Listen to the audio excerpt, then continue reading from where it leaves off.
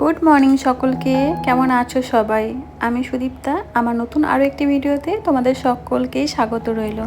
সকালবেলা সমস্ত কাজকর্ম সেরে চলে এসেছি ঠাকুর ঘরে পুজো দিতে। সকাল সকাল গিয়েছিলাম বাজারে ফুল কিনতে। তো এই দেখো, একটা রজনীগন্ধার মালা কিনে এনেছি। প্রত্যেক দিন রজনীগন্ধার মালা কেনা হয় না, কারণ আমাদের যে প্রত্যেক দিনের সবজি বাজার সেখানে তো পাওয়া যায় না, একটু দূরে যেতে হয়। তো আজকে দেখছি সেইখানেই বসেছিল। তো এই সুযোগ হাতছাড়া তো করাই যায় না, কারণ আমার খুবই ভালো লাগে রজনীগন্ধার মালা ঠাকুরকে পরাতে। তো যাই হোক, পুজো পাঠ সেরে রান্নাটা বসিয়েছি। আজকে আবার বিয়েবাড়ি নেমন্তন্ন আছে রাত্রেবেলা। তাই দেখো, শুধু আলু পটলের তরকারি আর ভাত করব, সঙ্গে একটু পাঁপড় ভেজে নেব খাওয়ার সময়। একেতে গরমকাল, বেশি তরকারি রান্না করে কি হবে বলো? আমি তো একা মানুষ, সে নষ্টই হবে, নইলে আবার সে বাসি তরকারি ফ্রিজে রেখে কালকে খেতে হবে। সেই জন্য অল্প করে রান্না করাটাই ভালো, তাই না? তো খাওয়া দাওয়া সেরে একটু রেস্ট করছিলাম। তারপরে এই যে সন্ধেবেলা ছেলে একা একা রেডি হচ্ছে। এখন ওকে রেডি করিয়ে দিতেই হয় না, রেডি করানোর আগেই জামা প্যান্ট বের করে দিই, ও নিজেই রেডি হয়ে যায়। তো দেখো, ওর তর্স হয়েছে না, আমি বললাম আমি ওকে ভালো করে পরিয়ে দিই, কিন্তু না, ও একাই রেডি হবে। তো এদিকেও রেডি হচ্ছে, তো আমিও এখন রেডি হব। আর জানো তো, একটু আগে ববি এসেছিল, ও আজকে পার্লার থেকে সেজেছে, আমাদের ঘরে সাজছিল, সেজে কুজে ও চলে গেল। তারপরে এখন মা আর ছেলে মিলে রেডি হচ্ছি। আমার ছেলে তো পুরোপুরি রেডি, ওকে বললাম তুই একটু বস, আমি রেডি হয়ে নিই। তারপরে রেডি হয়ে চলে এলাম বিয়ে বাড়িতে। তো নতুন বউকে দেখতে এলাম। এদিকে দেখছি ওদের কিছু একটা প্রবলেম হয়েছে, সেই নিয়ে ওরা খুব ভীষণ চিন্তিত। তো যাই হোক, বউকে দেখা যাচ্ছে না, ওরা একটু সাইডে সরলে তারপর তোমাদের দেখাচ্ছি। আজকে কিন্তু ছিল ভীষণ পরিমাণের গরম, মানে আমি ওখানে দাঁড়িয়ে থাকতে পারলাম না, তো চলে এলাম বাইরে। তোমাদেরকে একটু পরে বউকে আমি দেখাবো, কারণ এখন ওদের কিছু একটা প্রবলেম হয়েছে, সেই জন্য ওরা একটু আলোচনা করছে। বউকে ঘিরে আছে, দেখাই যাচ্ছে না, আর আমি ওখানে দাঁড়িয়ে থাকতে পারলাম না, এতটা গরম। তো সোজা চলে এলাম খাবার স্টলে। তো প্রথমেই নিয়ে নিয়েছি চিকেন পকোড়া। বেশি তো খাওয়াই যাবে না, কারণ প্রচণ্ড গরম, কোথায় তখন অ্যাসিডিটি হয়ে যাবে। তো অল্প একটু চিকেন পকোড়া খেলাম, খাওয়ার পরে চলে গেলাম ফুচকা স্টলে। মেয়েরা আবার ফুচকা খাবে না তা কখনো হয়? যতই ফুচকার দোকানে লাইন লাগুক না কেন, সব জায়গায় ধৈর্য হারিয়ে গেলেও এই ফুচকার দোকানে কিন্তু মেয়েদের একদমই ধৈর্য হারায় না। লাইন দিয়ে দাঁড়িয়ে পড়েছি ফুচকা খেতে। তো যাই হোক, 4-5টা মতো ফুচকা খেলাম, আর খাওয়া যাবে না।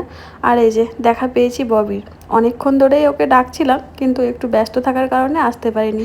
আজকে মনে হচ্ছে সব থেকে বেশি গরম পড়েছে, মানে যাদের বাড়ির বিয়ে তারাও ভাবতে পারেনি যে এতটা গরম পড়বে আজকে।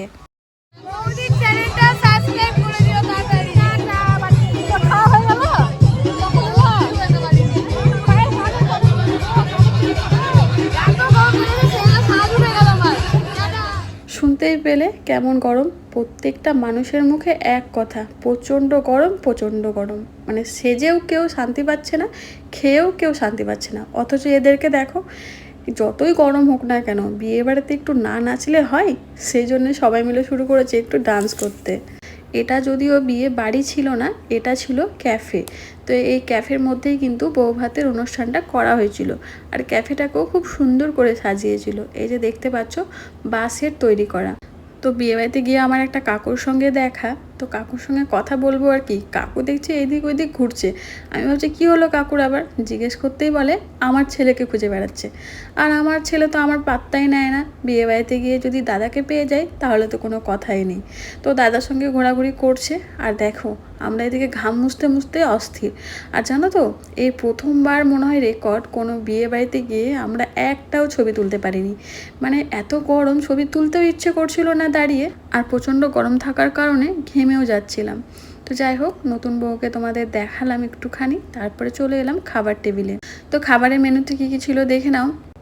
আমি একটু উল্টো সাইডে বসেছিলাম, সেই জন্য আমার মাথার ছায়াটা মেনু কার্ডের ওপর পড়ছিল, সেই জন্য খাবারের মেনুটাও ভালো মতো বোঝা যাচ্ছে না।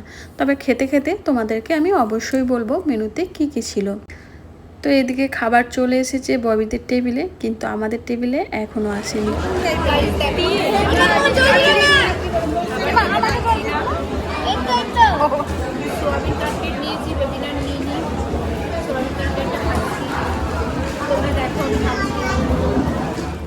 তো চলো তোমাদের বলি মেনুতে কি কি ছিল। প্রথমে ছিল স্যালাড, তারপরে ছিল সয়াবিন পকোড়া, সেটা কাসুন্দি দিয়ে খেতে হবে, কিন্তু খেতে খুবই টেস্ট হয়েছিল জানো তো। তারপরে দিয়েছিল বেবি নান, আর বেবি নানের সঙ্গে খাওয়ার জন্য দিয়েছিল চানা মশলা। আর আমার তো এমনিতে নান খেতে খুবই ভালো লাগে, তার সঙ্গে যদি চানা মশলা থাকে তাহলে তো কোনো কথাই নেই। তো সেটাও খেলাম।